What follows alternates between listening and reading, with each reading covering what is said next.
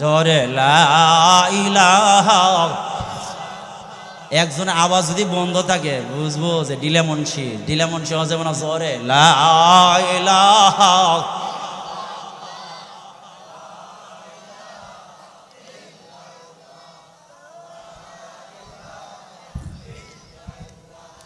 লা ইলাহা ইল্লাল্লাহ, লা ইলাহা,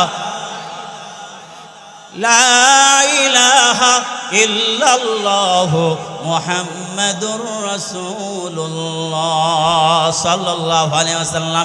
এলাকার লোক অনেক আলেম প্রিয়। এই যে মোল্লা বংশের মোল্লা, পরিবারের মোল্লা, এরকম মোল্লা বংশের লোক আলেমদেরকে মহব্বত করে। চাঁদপুর পাড়ার লোক আলেমদেরকে মহব্বত করে। এই জন্য কারণ হইল আলেমরা ডাক দিলেই থাকে, আলেমরা ডাক দিলেই পাওয়া যায়। আজকে কাশেমপুর মাঠে বিশাল বড় তাফসিরুল কোরআন মাহফিল হচ্ছে, কিন্তু আমরা মনে করেছিলাম হয়তো লোক পাওয়া যাবে, হয়তো একবারে খুব কম লোক পাওয়া যায় কিনা, কিন্তু না, আলেমদের মহব্বতকারী কিছু লোক আছে। এরা দেখবেন আলেমদের মহব্বত করে আমারও কিছু মহব্বতের লোক আছে, অমকের মহব্বতকারী লোক আছে, তমক হুজুরের মহব্বতকারী লোক আছে। এই জন্য কতগুলো লোক হয়ে গেছে। একটু পরে দেখবেন এখানে বসার জায়গা ইনশাল্লাহ হবে।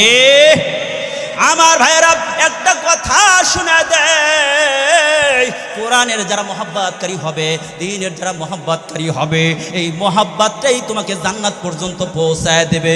আমি একটা কিতাবের নাম বলবো, আল্লামা তকি উসমানী দামাত বারাকাতুহু, তিনি একটা কিতাব লিখেছে, তার নাম হলো তারাশে। ওই তারাশে নামক কিতাবের মধ্যে উল্লেখ করা হয়েছে, দোস্ত ওই জামানায় এমন মাদ্রাসা ছিল না। এক এক এলাকার মধ্যে দূরে দূরে একজন আলেম হইতো, বিভাগীয় শহরের মধ্যে একজন আলেম। দেখা যায় বিভিন্ন জায়গা থেকে লোকগুলো সেখানে গিয়া বছরের পর বছর এলেম শিক্ষা। ওই জামানে কুঞ্চির এরকম বাঁশের কুঞ্চি দিয়া কলম বানাইয়া, দুয়াত কলম দিয়া লেখা, খাতা বইরা তাফসির কোরআন, এরকম ফিকা আদব লেখা, গাট্টি বানাইয়া মাথা করে নিয়ে আসতো। আমার ভাইরা জোরে বলেন ঠিক ঠিক না? আমার ভাইরা এরকম মাথা করে নিয়ে আসতেন। এমন সময় একটু খেয়াল করে শোনেন, আল্লামা দাউদ শাসকুনি রহমাতুল্লাহ আলাইহি, তিনি একজন ছাত্র মানুষ, গেছেন অন্য এলাকার মধ্যে এলেম শিখার জন্য। এলেম কয়েক বছর যাবত এলেম শিখতে আছেন, তাফসির শিখতে আছেন, হাদিস শিখতে আছেন। লিখতে বিশাল বড় একটা গাট্টি হয়ে গেছে। হুজুর রেডি কি বলি, হুজুর আমার লেখাপড়া শেষ, যতটুকু পেরেছি লেখাপড়া শেষ করেছি, আমি আমার এলাকায় যাব একটু দিন শিখানোর জন্য। আমি শিখলাম, তাফসির শিখলাম, আমি এলাকার লোকের তাফসির শেখাবো।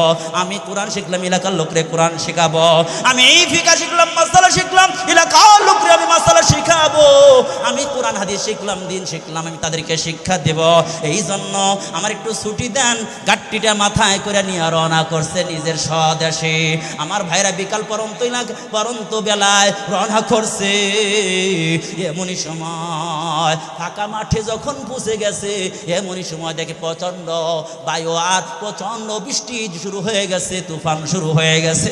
আমার ভাইরা তিনি চিন্তা করলেন, দাউদ শাসকুনি চিন্তা করলেন,